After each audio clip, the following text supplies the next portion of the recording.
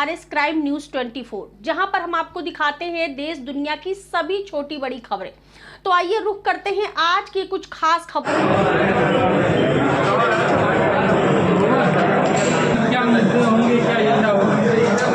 PDM Uttar Pradesh में doctor Pallavi Patel के नेतृत्व में पिछड़ा, दलित, मुसलमान, समस्त वंचित समुदाय के सामाजिक न्याय के सवाल पे बना एक मोर्चा है, जिसमें वंचित समुदाय को सामाजिक पहचान के कारण गांव से लेकर विश्वविद्यालयों तक तमाम सरकारी योजनाओं में जो भेदभाव किया जाता है उसके खिलाफ जिसकी जितनी हिस्सेदारी उसकी उतनी भागीदारी के सवाल पर हम लोग बनारस में चुनाव लड़ रहे हैं। और बनारस में जो पीडीएम समुदाय है, जो बुनकर है, जो किसान है, इस देश के प्रधानमंत्री नरेंद्र मोदी जी के सांसद रहने के बाद भी किसानों की भूमि हाईटेक सिटी के नाम पर, ट्रांसपोर्ट नगर के नाम पर, रिंग रोड में कम मुआवजे के नाम पर, वैदिक सिटी के नाम पर जबरन भूमि अधिग्रहण किया गया और बुनकरों को फ्लैट रेट बिजली समाप्त करके कमर्शियल बिजली देकर उनके बुनकरी को खत्म करने की कोशिश की गई।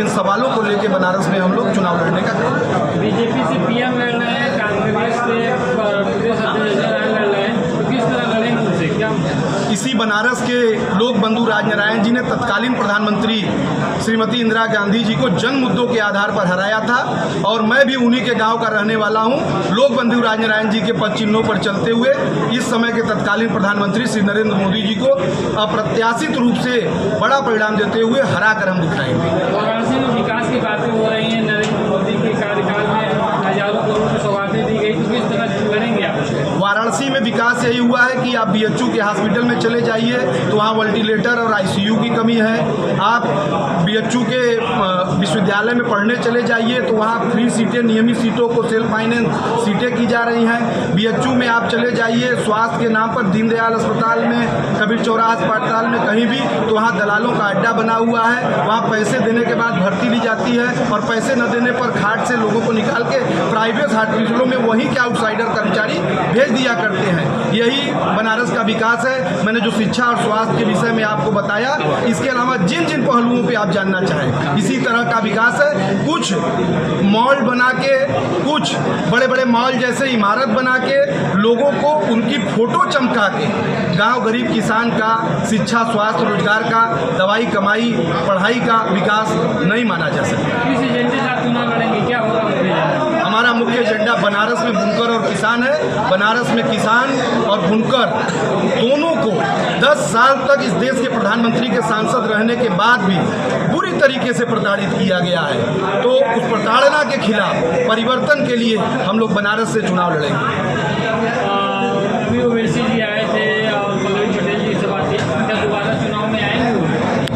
बनारस बहुत ही महत्वपूर्ण सीट अपना दल और पीडीएम के लिए है। डॉक्टर पल्लवी पटेल जी और ओवैसी साहब, प्रगतिशील मानव समाज पार्टी के राष्ट्रीय अध्यक्ष श्री प्रेमचंद बिंद जी, हमारे घटक दल के आदिम समाज पार्टी के कोल जी, सारे लोग यहाँ पर ताकत लगाएंगे और इस चुनाव में हम लोग एक बड़ी सफलता वाराणसी से हासिल करेंगे। और इसका आधार ये है कि बनारस अपना दल का गढ़ रहा है। अपना दल ने तमाम बड़ी सफलताएं पहली बार बनारस में हासिल की है। जिला पंचायत अध्यक्ष बनारस में पहली बार बनाया, विधायक बनारस में पहली बार बनाया, यूनिवर्सिटी और छात्र संघों में पदाधिकारी बनारस में बनाए। सांसद का भी खाता हम लोग बनारस से अपना दल अपने घटक दलों के साथ मिलकर खोलेंगे। उसके पहले मैं काशी हिंदू विश्वविद्यालय से स्नातक और महात्मा गांधी काशी विद्यापीठ से विधि स्नातक हूँ। पूरे 25 सालों में लगातार इस बनारस में तमाम किसान आंदोलन, बुनकर आंदोलन और उसके पहले तमाम छात्र युवा आंदोलनों में भागीदारी करते हुए वाराणसी लोकसभा के प्रत्याशी के रूप में आपके बीच में हूँ। अन्य प्रत्याशियों और खास करके पीडीएम के अधिकृत प्रत्याशी मैं गगन प्रकाश यादव, मेरे में थोड़ा सा अंतर है। सभा के तमाम इलाकों से होते हुए गैंट इस होटल में आपसे एक संक्षिप्त संवाद करने के लिए यहाँ उपस्थित हुए हैं। साथियों, विगत 25 साल से मैं वाराणसी जनपद में सक्रिय राजनीति में हूँ।